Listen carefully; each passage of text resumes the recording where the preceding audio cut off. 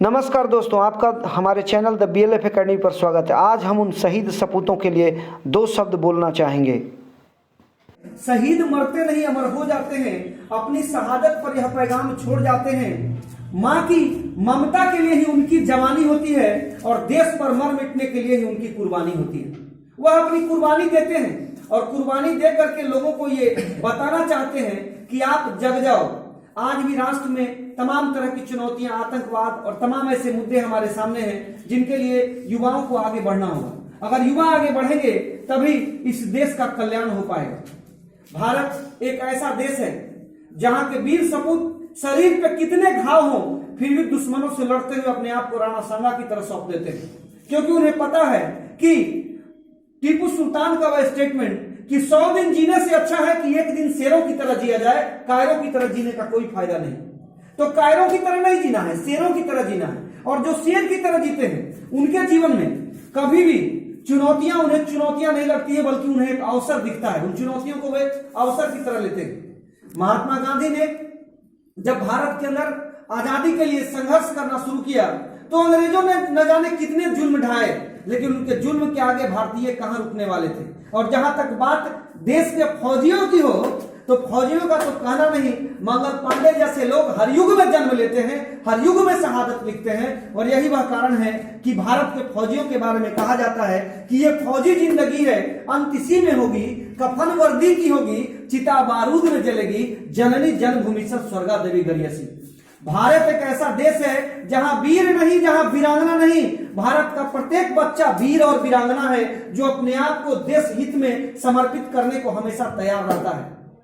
भारत की हिमालय की वो चोटियां जहां माइनस में टेम्परेचर होने के बाद भी हमारे सैनिक वहां अपनी शहादत लिखने के लिए तैयार हैं। चाइना लाख अपनी आंखें दिखा रहा है, लेकिन चाइना को भी पता है कि डोकलाम में जो हमने किया है वो चाइना जीवन भर याद रखेगा, पश्चाताप की अग्नि में जलता रहेगा, क्योंकि ये भारतीय हैं। हम किसी से लगते नहीं और जब हमसे कोई लगता है तो हम उसको छोड़ते नहीं।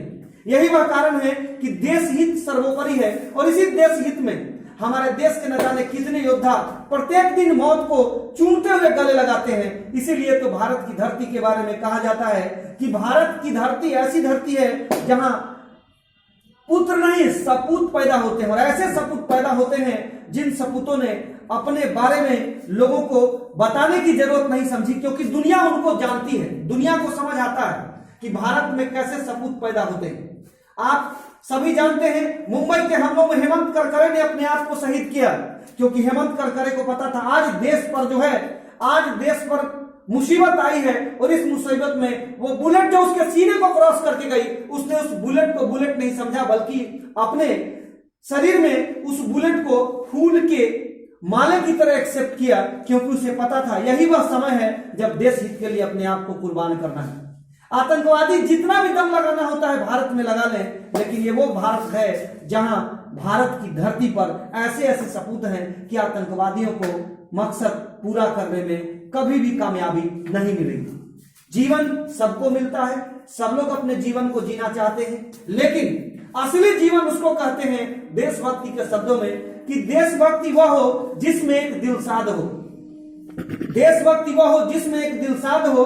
देशभक्ति गर नहीं तो जिंदगी बर्बाद हो। और मौत तो सबकी आती है, मौत से कोई पीछे नहीं हट रहा, क्योंकि कहा जाता है कि मौत जो है, मौत ही सर्वविदित सत्य है। मौत से पहले कैसा इतिहास लिखना है ये आपको सोचना है।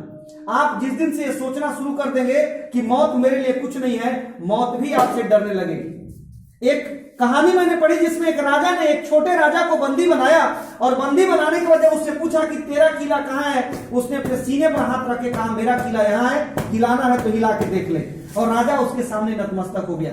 ये भारत भूमि है, अगर यहाँ पर प्रेम से आओगे तो इज्जत मिलेगी और अगर विरोध करोगे तो ढेर कर दिए जाओगे। ये भारत के हर युवा के अंदर यही प्रेरणा है और यही वह कारण है कि भारत का प्रत्येक युवा भारत के लिए जीने मरने की कसमें खाता है, क्योंकि वो मृत्यु को तो गले लगाता है। इसी पर तो किसी कवि ने कहा है कि मृत्यु एक सरिता है जिसमें कविता रूपी वस्त्र बहाकर फिर नूतन धारण करता है काया रूपी वस्त्र बहाकर। वह मृत्यु को एक नदी की तरह मानता है, नदी में स्नान करता है और अपना ये शरीर रूपी चोला जो है देश के नाम, राष्ट्र के नाम समर्पित कर देता है। शायद यही वह कारण है कि हमारी राष्ट्रीय एकता से न जाने कई देश नहीं बल्कि पूरा विश्व हमारी राष्ट्रीय एकता से सीखता है। कोई स्वामी विवेकानंद के रूप में शिकागो में जाकर के अपना परिचय देता है, तो कोई महात्मा गांधी के रूप में दक्षिण अफ्रीका में परिचय देता है, कोई अपने बारे में जो है भारत के अंदर रह करके अन्ना हजारे के रूप में परिचय देता है। जब जब राष्ट्र पर, राष्ट्रीय एकता पर चोट पहुंचाने की कोशिश की जाती है, तब तब भारत का वीर सपूत भारत के लिए अपने आप को समर्पित करने के लिए तैयार खड़ा रहता है।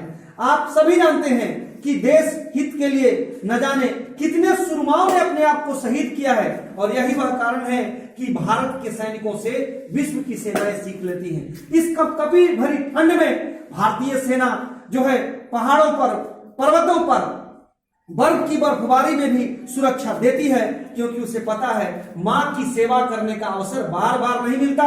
मां की सेवा का अवसर एक बार मिलता है, और जिसे जीवन में मां की सेवा का एक बार अवसर मिल गया तो वह मां की सेवा से पीछे नहीं हटता है। यही वह कारण है कि हमारे सैनिक तमाम तरह के कष्ट के बावजूद भी बॉर्डर पर सुरक्षा दे रहे होते हैं।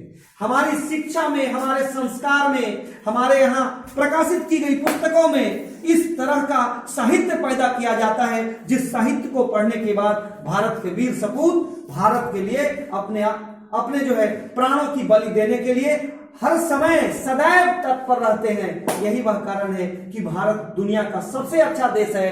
भारत की राष्ट्रीय एकता सभी के लिए एक पुस्तक की तरह है। जो भारत की राष्ट्रीय एकता को पढ़ता है उसे यह समझ आता है कि भारत एक देश नहीं, भारत एक विश्व गुरु है, जो सभी को राष्ट्रीय एकता का, राष्ट्र हित का पाठ पढ़ाता है। और यही वह कारण है कि भारत के अंदर रहने वाला प्रत्येक नौजवान अपने देश की माटी से इतना प्रेम करता है कि मुझे कहना पड़ रहा है कि हौसले दिल के इरादे आजमाती है, स्वप्न का पर्दा निगाहों से हटाती है। हौसले मत हार के करो मुसाफिर, क्योंकि ठोकरें इंसान को चलना सिखाती है। Thank you.